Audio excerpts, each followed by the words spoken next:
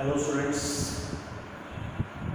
बेटा आप अपने 2 यूनिट्स कंप्लीट कर चुके हैं and we are going to start our third unit. First unit जितना ही लेंथी है एंड काफ़ी टॉपिक्स ये फर्स्ट यूनिट के टॉपिक्स नाल सिमिलर ने। ਆਪਾਂ इस यूनिट बहुत सारे टॉपिक्स है जो पढ़ांगे बेटा जिन्हों की सिमिलरिटी फर्स्ट यूनिट नाल हुई। बस फर्स्ट यूनिट इलैक्ट्रिक फील्ड बारे स्टडी किया, थर्ड यूनिट से मैगनैटिक फील्ड बारे स्टडी किया। So third unit is magnetic effects of current and magnetism. Current they magnetic effects ते मैग्नेटिज्म, ये अपना यूनिट थर्ड। इस करंट के कारण जिहड़ा मैगनैटिक फील्ड प्रोड्यूस होता है वो भी डिस्कस करेंगे एंड मैगनेट्स के कारण जिहड़ा मैगनैटिक फील्ड होता है वो भी डिस्कस करेंगे। तो मैगनैटिक फील्ड डिस्कस होएगा चाहे वो करंट तो प्रोड्यूस होता है चाहे वो मैगनेट्स तो प्रोड्यूस होता है। ठीक है, that is our unit third. आप अपना फर्स्ट चैप्टर स्टार्ट कर रहे हैं magnetic field due to current. मतलब कि इस चैप्टर असी उस मैगनैटिक फील्ड बारे पढ़ांगे जिहड़ा करंट कारण प्रोड्यूस होता है। समझिए, जिहड़ा मैगनैटिक फील्ड करंट कारण प्रोड्यूस होता है उस बारे स्टडी करना है।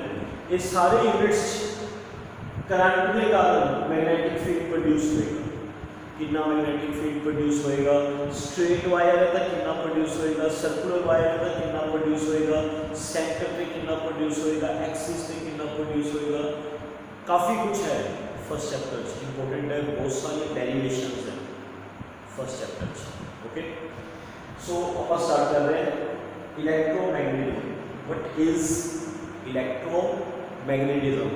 बेटा electromagnetism is that branch of physics in which we study about that magnetic field which is produced from current। जेड़ा मैग्नेटिज्म इलेक्ट्रिसिटी तो प्रोड्यूस होएगा, जो मैग्नेटिज्म इलेक्ट्रिसिटी तो प्रोड्यूस होएगा। Electro word deals with electricity and magnetism word deals with magnet, है ना, magnetic field.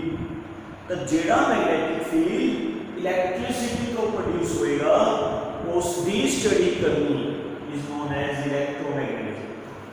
Okay, so electromagnetism is that branch of physics in which we study about that magnetic field which is produced from electricity, which is produced from electric current.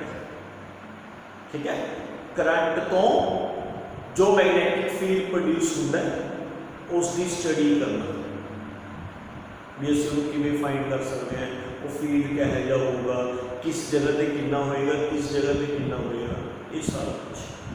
ठीक है, that is known as electromagnetism. Okay, तो सब तो पहला आप इस chapter western experiment discuss कर रहे हैं। Western is the name of the scientist who performed this experiment and इस experiment तो ਆਪਾਂ एक conclusion कढ़ांगे भी करंट कारण भी मैग्नेटिक फील्ड प्रोड्यूस होता है। ठीक है, इलेक्ट्रिसिटी या इलेक्ट्रिक करंट मैग्नेटिक फील्ड ਨੂੰ प्रोड्यूस करता है। ये सब तो पहला वेस्टर्न ने शो किया सी अपने एक्सपेरिमेंट के दौरान। That experiment is known as western experiment, जिस तो यह प्रूव होया सी भी करंट मैग्नेटिक फील्ड प्रोड्यूस करता है। ठीक है, आप हम ये डिस्कस करेंगे बेटा भी वेस्टर्न ने की एक्सपेरिमेंट परफॉर्म किया, की ऑपरेटर्स यूज किया, उन्होंने किवें पता चलिया भी करंट के कारण मैग्नेटिक फील्ड प्रोड्यूस होता है। भी मैग्नेट्स के कारण तो मैग्नेटिक फील्ड प्रोड्यूस होता है तो पता सी, बट करंट भी मैग्नेटिक फील्ड प्रोड्यूस होता है, ये उन्होंने किवें पता चलिया, ये आप उसके एक्सपेरिमेंट्स डिस्कस करेंगे। एक्सपेरिमेंट स्टार्ट करने तो पहला मैं थोड़ा ये डिवाइस तुम देखिए बेटा जिसको मैग्नेटिक नीडल या कंपास कहा जाता है। मैगनेटिक नीडल या कंपास। इसलिए ਇੱਥੇ ਐਵੇਂ ਦਾ स्टैंड होगा बेटा, दिस इज द स्टैंड, उसके ऊपर नीडल पे नीडल एक पासे रेड कलर का निशान लगे होता है तो टीचर्स ने थोड़ा दस्या होगा भी ये रेड कलर का निशान इंडिकेट करता है भी इट इज नॉर्थ पोल। इधरली साइड नीडल की नॉर्थ पोल है तो इधरली साइड की हुई साउथ पोल। एक तरह का magnetic needle, magnetic needle is a magnet. जिवें मैग्नेट दे पढ़े होंगे बेटा तुसी 10th क्लास भी मैग्नेट के दो पोल्स होंदे ने, नॉर्थ पोल साउथ पोल, है ना। तो इस नीडल दे भी दो पोल्स हैं, it is a magnet, one is north pole one is south pole. अच्छा मैनू आंसर दईओ एक चीज़ का भी अगर असी इस मैग्नेटिक कंपास नू फ्रीली टेबल ते रख दिए,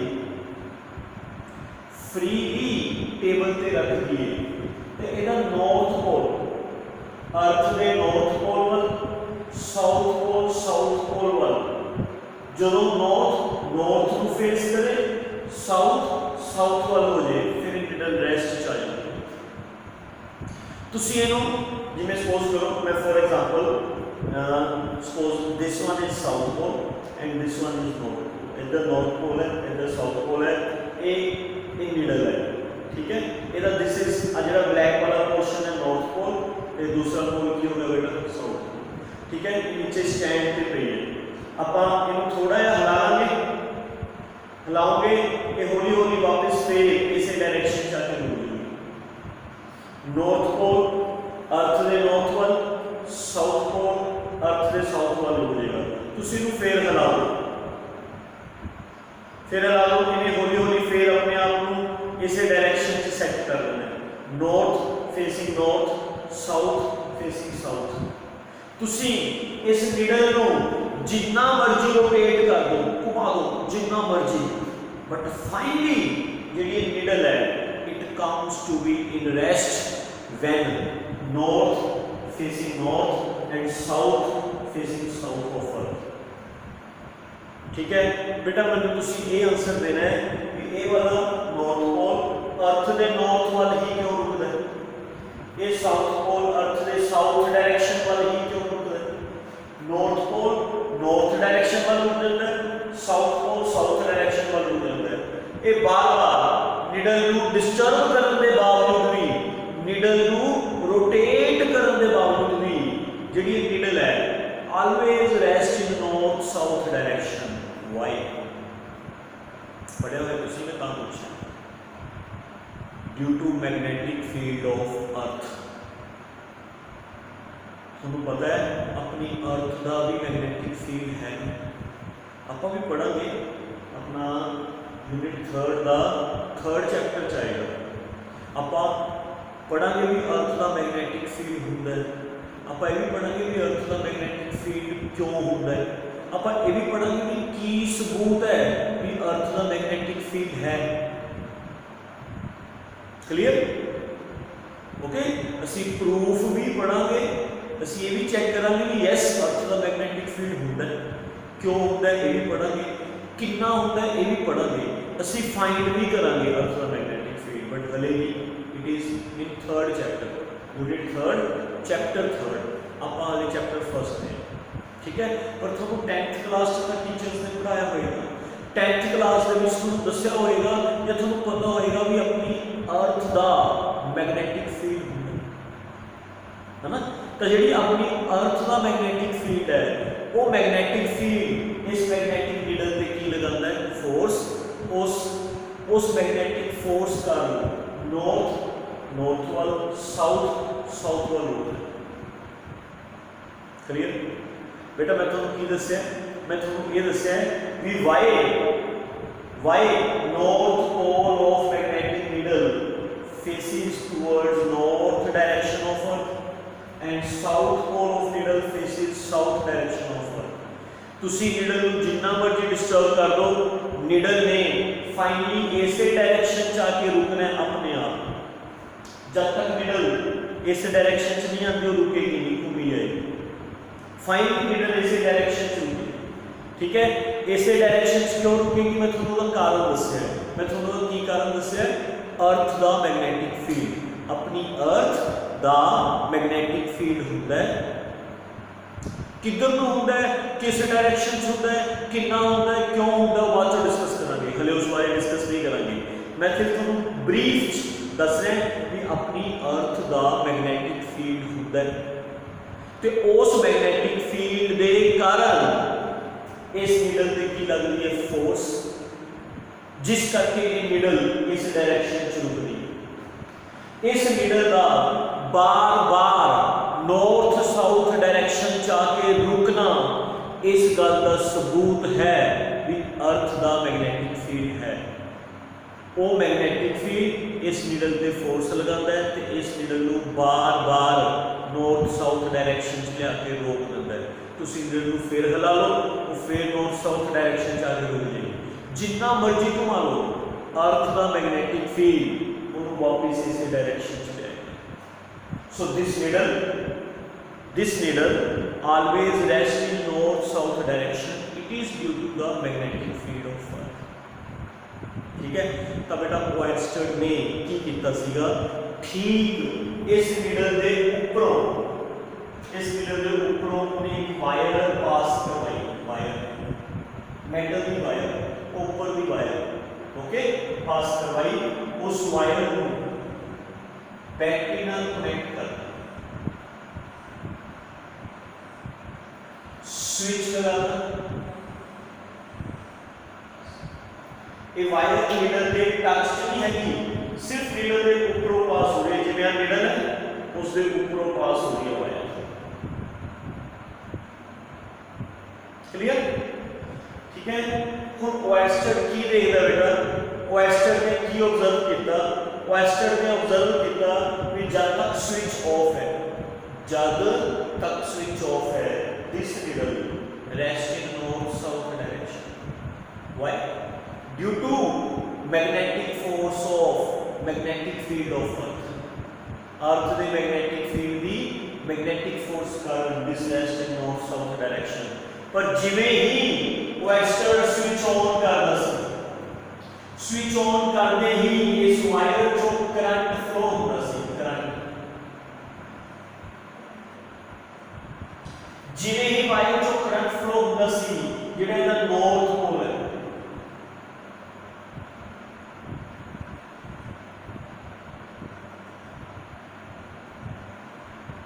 नॉर्थ पोल डिफ्लेक्ट करदा सी, नॉर्थ पोल अपनी पोजीशन को डिफ्लेक्ट करदा सी, घूम जांदा सी।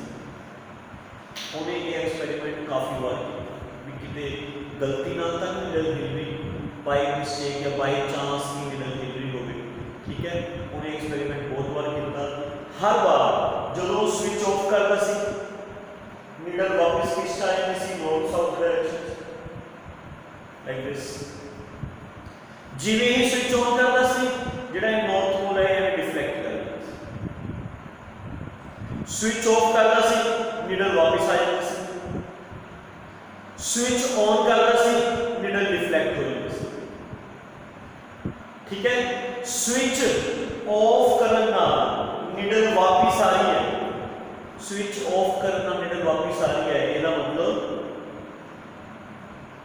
दसो, ਇਹਦਾ मतलब भी ਜਿਹੜੀ नीडल है उस ते अर्थ की मैग्नेटिक फोर्स लगन कारण नीडल वापस आ गई।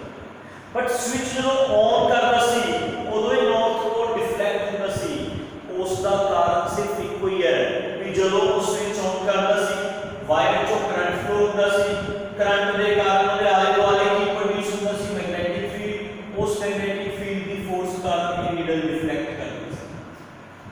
हर बार ओएरस्टेड जदों स्विच ऑन करदा है, each time ओएरस्टेड when switch on the circuit, then circuit चों करंट फ्लो होता है ना, वायर चों करंट फ्लो होता है। जिवें ही वायर चों करंट फ्लो होता है, वायर के आले दुआले की प्रोड्यूस होता है मैग्नेटिक फील्ड, उस मैग्नेटिक फील्ड की फोर्स कारण ये जो नीडल दा नॉर्थ पोल है डिफ्लेक्ट करता है।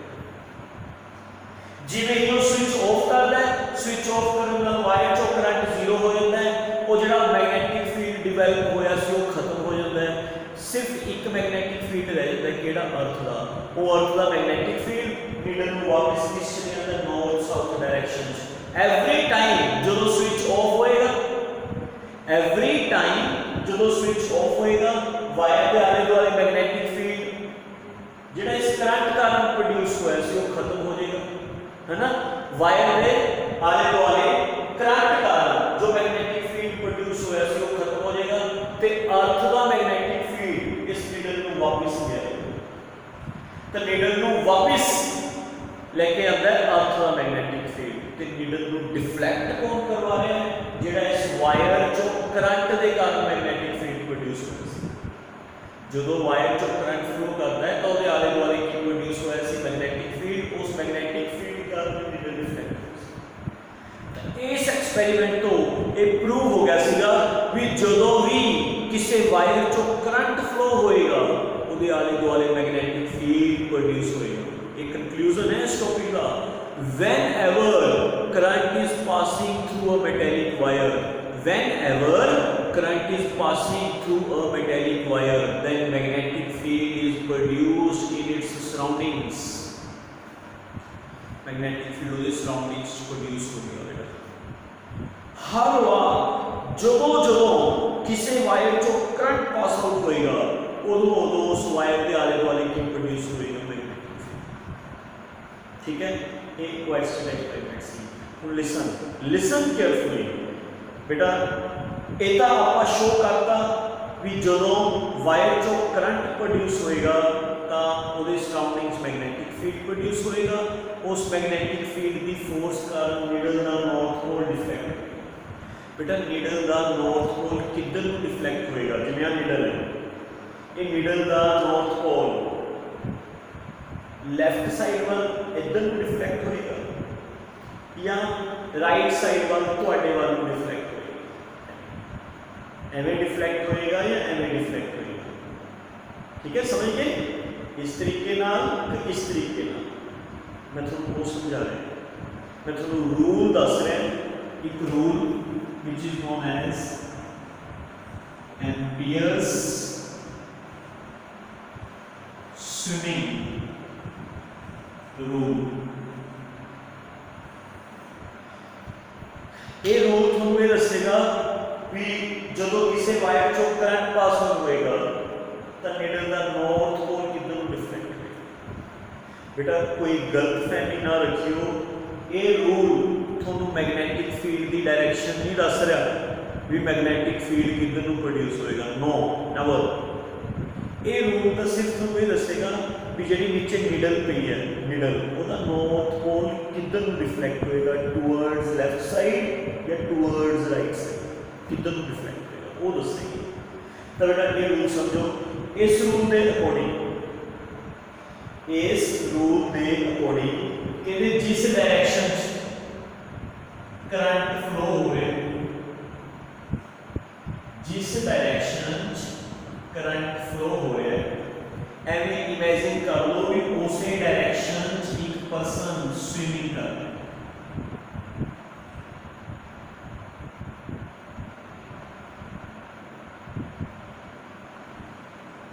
उसी डायरेक्शन एक पर्सन स्विमिंग कर रहा है।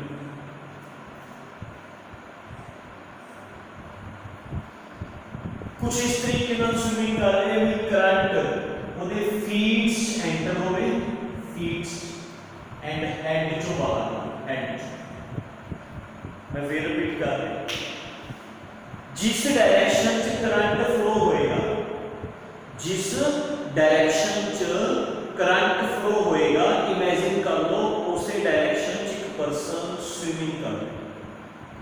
जिवें सपोज करो डायग्राम के अकॉर्डिंग करंट अगे फ्लो हो रहा है, अगे फॉरवर्ड डायरेक्शन, इमेजिन कर लो एक पर्सन उसी डायरेक्शन च स्विमिंग कर रहा है, इस तरीके नाल स्विमिंग कर रहा है कि उसका हेड अगे फीट्स पीछे, भी फीट्स चो करंट एंटर होवे, हेड चो करंट बाहर होवे, एवें स्विमिंग कर रहा है।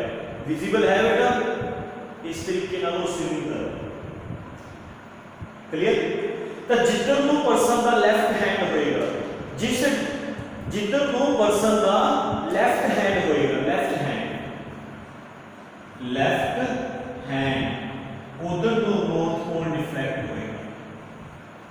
नीडल का नॉर्थ पोल उधर को डिफ्लेक्ट, समझ आ गया?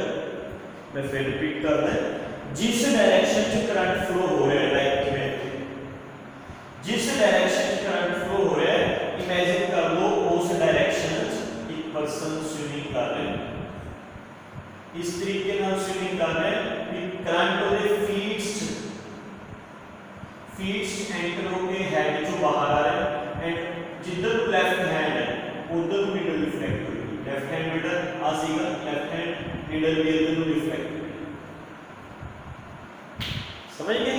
तो इस रूल नाल ਅਸੀਂ ਇਹ फाइंड कर सकते हैं भी ਜਿਹੜੀ नीडल ਦਾ नॉर्थ पोल है वो किधर ਨੂੰ रिफ्लेक्ट होगा, it deflects towards the left side, ठीक है बेटा?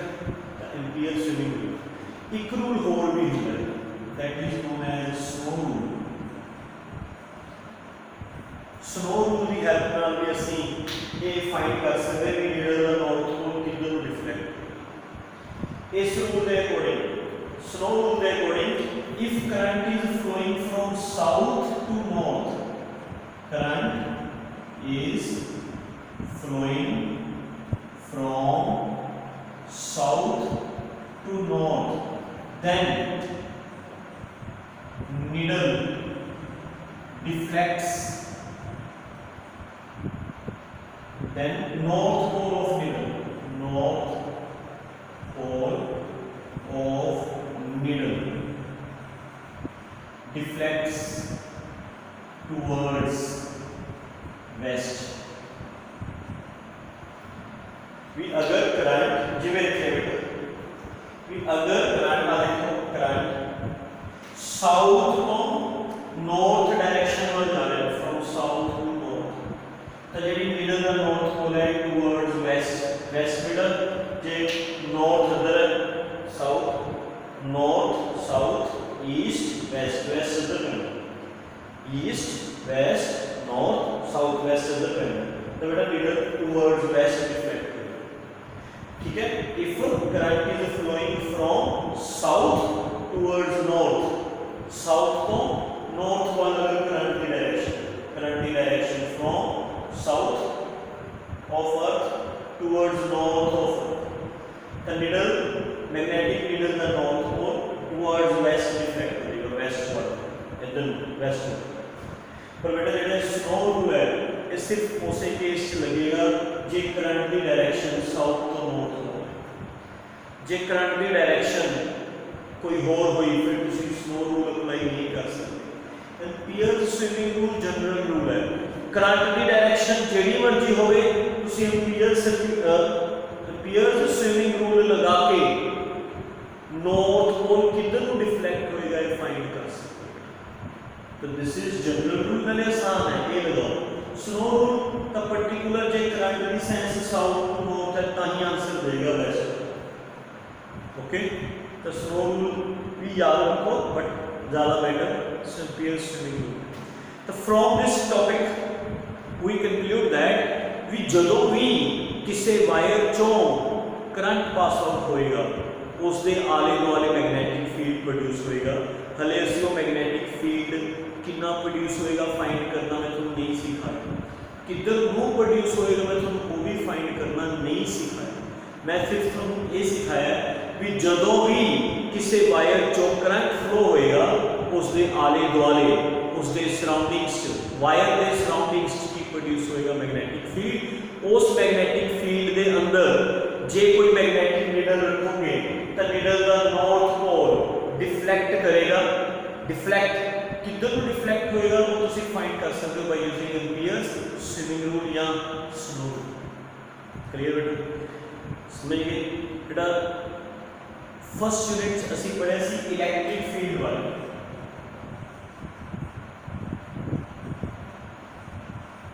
Denoted by E. इस चैप्टर च असी पढ़ांगे मैग्नेटिक फील्ड वाले, डिनोटेड बाय बी। ए बी वेक्टर क्वांटिटी सी, ए बी वेक्टर ਇਹਦਾ ਜਦੋਂ E net ਕਰਦੇ ਸੀ E net वेक्टर सम करते सी, vector sum of all E's। ये भी जो B net फाइंड करोगे vector sum of all B's। Vector sum समझ लो ना भी जेडे फील्ड सेम डायरेक्शन च होंगे ऐड करने ने, जेडे ओपोजिट डायरेक्शन च होंगे माइनस करने ने, जेडे एंगल पे होंगे एंगल पता है रिजल्टेंट करना है, एंगल नहीं पता तो रिजॉल्व करना है, that is known as vector sum, है ना। तो जिवें इलेक्ट्रिक फील्ड वाले वेक्टर सम करते सी, इसका भी वेक्टर सम क्लियर। एक थोड़ा इंपॉर्टेंट चीज बहुत दसना है,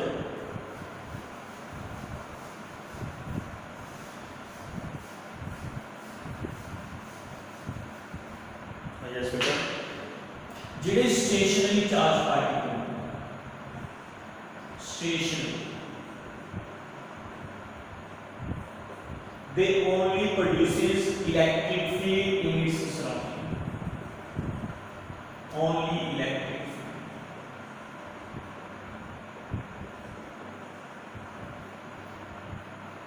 ठीक है। उन्होंने आले दुआले सिर्फ कला इलेक्ट्रिक फील्ड होता है, बट जेडे चार्ज पार्टिकल्स मूविंग होंगे ने, मूविंग जो चार्ज पार्टिकल मूव करेगा तब की प्रोड्यूस होएगा करंट सी ना, ठीक है। चार्ज दे आले दुआले इलेक्ट्रिक फील्ड होएगा एंड बेटा करंट दे आले दुआले मैग्नेटिक फील्ड। मतलब stationary charge particle produces only electric field but moving charge particle produces electric field as well as magnetic field. Electric field produce होए ड्यू टू चार्ज, जिथे charge होता है उत्थे इलेक्ट्रिक फील्ड होता ही होता है। इलेक्ट्रिक फील्ड प्रोड्यूस होए due to charge and magnetic field produce होए ड्यू टू करंट। जो करंट बनेगा तो मैग्नेटिक फील्ड भी प्रोड्यूस होएगा along with electric field. Clear, समझ आ गई? Thank you very much.